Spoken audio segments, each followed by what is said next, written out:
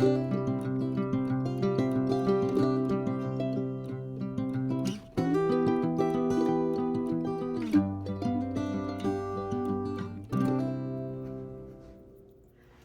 everybody, it's Mary Brownlee, licensed professional counselor. I'm back today with a bit of a humorous episode, shall we say. The last one I did was on grief and how grief plays such an important part of our healing when we grow up in abusive families. But today I thought I'd do a little bit lighter video. So I know a lot of us trauma survivors have what I call like gallows humor or dark humor. Yeah, it's part of our resilience. I kind of love dark humor. So yeah, it's like we've been through the fires of hell and we survived, and now we can actually laugh a little. So yeah, if you're able to laugh a little, you know you've come out the other side and you're going to survive. So yeah, today is a little bit of a funny video, but it's also very true. It's 8 games narcissists or disordered people play. And I remember when I first came across this list many years ago, boy, did I have a laugh, because it was so dead on and accurate. And clearly the person knew exactly what it was like having a relationship with a narcissist.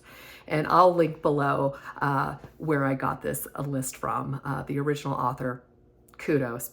They are just so on point, just chef's kiss, hilarious. So I can't wait to share it with you and hope you have a bit of a laugh too, but also really validating and one that you could probably completely relate to.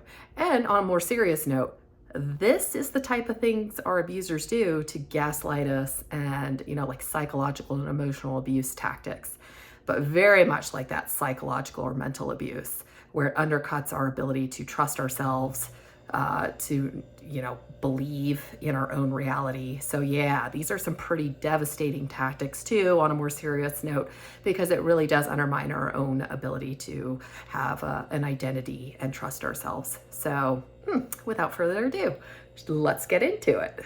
So number 1, ping pong. All right, so the game of ping pong. This is where the narcissist or the disordered person remains a moving target and you can never quite nail them down or get them to be accountable. So for example, they're going to use things like blame shifting, where if you have to address something with them and you're trying to hold them accountable, nope, they're going to shift the blame right back onto you. They're not going to be accountable no matter what you do, what evidence you have. Boom, it's back in your court, like a game of ping pong. Like you try to bounce the ball on their side, boop, they bounce it right back. Ding, dong, ding, dong, You can never pin them down, for example. You're not going to be able to make them self-reflect. You're not going to be able to make them show responsibility. And they'll make sure to keep the ball in your court. It's always your fault. Never theirs, it's yours. So they're going to use tactics like shame. So they're going to shame you, make you feel bad about yourself, criticize you. That one's very common. Projection. So for example, projection's really interesting. Projection really is a window into the narcissist or the disordered person's inner world. For example, if they're the liar and they chronically lie, guess who they're going to call a liar? You. That's right. So a tactic I learned a long time ago too that was really quite helpful is that every time the narcissist or the disordered person was speaking, it was really a window into who they were. They were telling you the truth about who they were, ironically. So projection does that. If they're calling you a liar, they're actually the liar. If they're calling you too sensitive, guess who the too sensitive person is actually. So yeah, you can get the picture here. And then, yeah, basically denial, making excuses for their bad behavior. They're never going to be held accountable. So yeah, ping pong. Boop, boop, boop, boop, boop. You can't pin them down. They're not going to be held accountable. The second game is gotcha. So this is where they fool you and suck you in by using like fake empathy and compassion. So, if you're telling stories of your life, they're going to be so empathic, so compassionate. Oh, I feel so bad for your suffering. And you begin to feel like, oh my goodness, I have met this amazing person who really cares. Oh, finally, they're just so caring. They say all the right things. And boom, at some point, they're going to do a complete about face and blindside you. And you'll have no idea what happened. You're not going to see it coming. And it's like, gotcha. I sucked you in with that fake compassion and that fake empathy. Love bombing is another term. Love bombing is where they're basically becoming your Romeo to your Juliet, for example. You know, they're going to be everything and anything they think that you want them to be. It's faking. They're not actually that person. They're just catching on to what you might like to see that would kind of fool you and allow them to be closer to your inner world, so to speak, where they can influence you more easily. So yeah, gotcha is very common with disordered people. It's definitely going to fool you, and you won't even see it coming. So they are very much masters of disguise. It's very common for outsiders, for example, who don't know the narcissist very well on a regular basis, or the disordered person on a regular basis, to have no idea that this person is terrible, terrible and abusive. They might think that they are just the most kind and compassionate and loving and wonderful human being. They have no idea. So yeah. Number 3, crazy 8s. This one's quite funny. Made me laugh when I read it for the first time. This is where they call you crazy anytime you try to hold them accountable. So perhaps there is something they've done that's been very harmful, and you're just trying to have a dialogue about it. You're just trying to have a conversation, and boop, not only are they going to ping pong it back in your court, but they're going to call you crazy. So yeah, you know, they're going to bring up past unresolved issues, you know, even minor issues. Like maybe you hurt their feelings 10 years ago. They'll bring that up and dredge that back up as if, you know, it just happened yesterday. They're going to, you know, anytime you set boundaries, they're going to accuse you of abusing them. You know, how dare you, you know, tell me that I can't do X, Y, Z. That's controlling me. How dare you, you know, tell me not to yell at you. That's abuse. You're the abuser. You're crazy. You know, so yeah, they're going to just totally flip it around on you, basically. They undermine your perceptions. They undermine your needs, your own feelings. You know, really, this is where the undermining of your own reality starts to happen. And you can't trust yourself. You know, if every time you try to talk with them like a normal human being, and they flip it around on you and call you crazy, yeah, you're probably not going to bring very many things to their attention pretty shortly, because you're going to realize, well, this is a road to nowhere, and they're just going to flip it around on me. So yeah, other things that narcissists and disordered people love to say is like, they have no idea what you're talking about, you know. You're imagining things. You know, this is that gaslighting, right? This is that psychological abuse, that gaslighting. They tell everyone they know that you're crazy as well. Oh, you should have heard what he or she did. And of course, they're going to either eliminate very important, pertinent information or completely make up information that's not even true. As long as you look like the crazy one, that's all they care about. You know, they'll accuse you of making things up. They'll accuse you of lying. Again, projection, who actually is the liar. And they'll deny events that you know very well happened. I mean, it is so common that abuse survivors come into like a therapist's office and they don't even know what reality is anymore. They're like, am I imagining this? I swear that this happened, but they keep saying it didn't happen. So yeah, you know, crazy 8s. It's a lovely game. No, it's not. Number 4, death by 1,000 cuts. Oh yes, so this is how we basically have low self-worth and absolutely hate ourselves and have no identity, because this is where I called it years ago soul murder. You know, this type of abuse really is soul murder. It's destroying your every bit of healthy ego you might have, your soul, your identity, your humanity. And they do this by, you know, anytime you might have a good accomplishment, they're going to put it down or you know, one up you with something they did that was far more important. You know, any beliefs that are important to you, they're going to undermine and criticize and tell you you're wrong. You know, everything about you basically is a complete failure. And as I've told my clients, it does literally does not matter if you're a NASA astronaut. You're still a failure in their book. They don't care.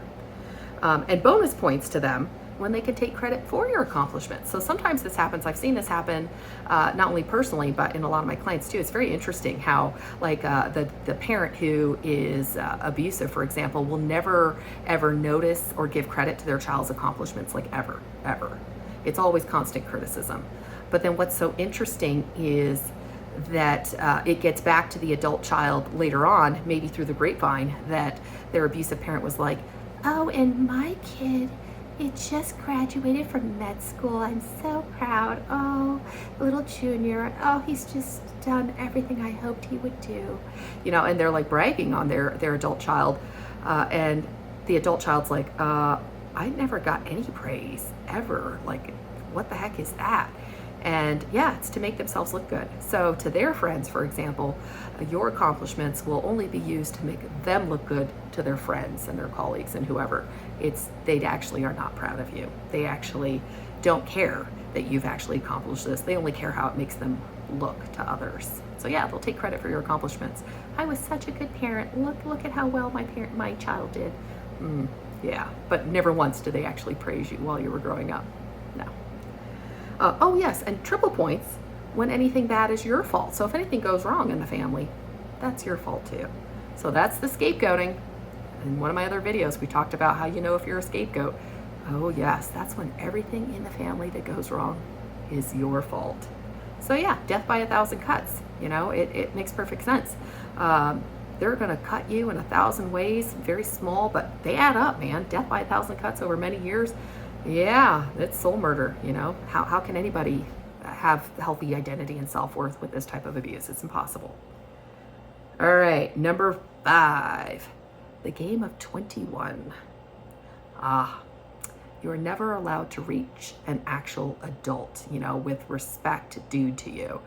So, adulthood being like age 21, of course. No, they're never going to actually look at you and see a grown adult that deserves to be respected. No, in fact, you always be treated like you're dumb, you're stupid, you don't know anything, you're bad, you're just a dumb, stupid, small child. And so the way they talk about you, it's very much, like infantilizing you. Again, you could be 40, 50, 60 even, and your narcissistic or abusive parent will still talk about you like you're a 7-year-old child that's dumb and stupid. So yeah, they don't ever really see you for your authentic self and your accomplishments and who you are as a person. It doesn't happen. All right, number 6, the king and queen game. Love this one. This one totally I can relate to as well. This is where no one knows the rule except for the king or queen, the head narcissist basically. They get to make up the rules as they go along. They don't have to be open or transparent with you about the rules. They can change the rules at any time. And you'll be punished for breaking the rules, even though you didn't know what they were in the first place. So yeah, this is where they expect you to be a mind reader. How dare you not know my thoughts, feelings, needs, and just jump right to it and serve me and keep me happy? How dare you? I'm the king, I'm the queen, I am the head. You should respect me and know my every need before I even have it. Yeah, this one's real fun. Number 7, cat and mouse, or the game of spite and malice. So this is where, they are like ultimate grudge holders. They always, engage in one-upmanship. They always have to, pull a card from the pile to beat your card. If you've had major surgery in the last, a few months, well, guess what? They almost died a week ago, So they're always going to have to one-up your story. Doesn't mean their story's actually true. But yeah, there's no room for you to shine here. They keep track of any real or imaginary hurts, if or anything that you even might do. They'll make scenarios up in their heads, about what you might do. And they'll be upset at you even for that, for example. They really read into a lot of things that are not actually true. So again, that projection, a lot of times their inner world of how they see the world around them is a very skewed inner world that does not reflect reality. So the way they see the world is distorted, and hence the way they react to us is through this very distorted lens. Yeah, it's not fun. Number 8, liar's poker. So this is where their complete persona of who they are is a lie. It's all a facade. It's all done to get accolades and attention from others, to fool others.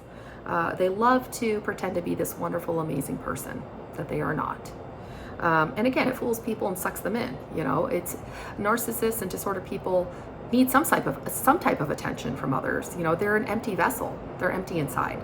And they're usually filled with great self-loathing and shame and all of that, and they're very empty. So they look to others really to get their self-worth and get their needs met. And so if they can make themselves feel better by destroying other people around them, you bet they will. The ninth game is a game that we play, and this is how we actually win. The only way to win with disordered people who display these type of game playing tactics, and by the way, they'll never admit to playing any games, is to play keep away. And that's what we call no contact, or gray rock. So if the ball gets thrown in your court, you don't return it. You don't return that ball. You don't respond. You don't add in, you know, some complaints of your own. You don't try to hold them accountable. You don't try to have a dialogue with them. You don't yell at them back. You literally drop the ball and you stop playing. That's it.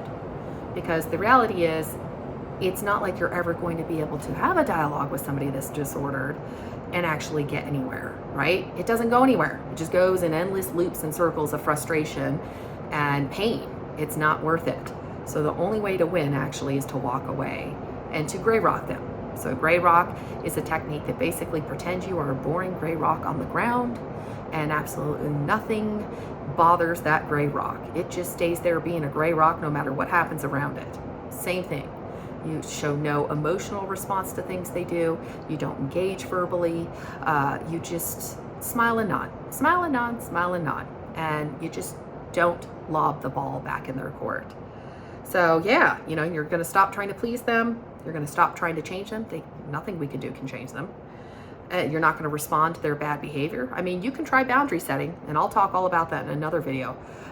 You know, your big red flag you're dealing with a disordered person is if you try to set boundaries and they literally explode with rage and up the abuse. Yeah. Boundary setting doesn't work with true narcissists and disordered people. Basically, in sum, you know, move on with your life. Move on with your life. Your best bet is to move on and live your authentic life in a way that's meaningful and safe for you, and form new healthy attachments and connections, and to just leave them behind. They are not going to be part of your future. I'm back. Sorry about that. Had to cut the video a little abruptly because one of my kiddos called me right in the middle of my video feed. So I had to do some editing. So anyways, to sum up, I hope you found these games that disordered individuals play enlightening and helpful.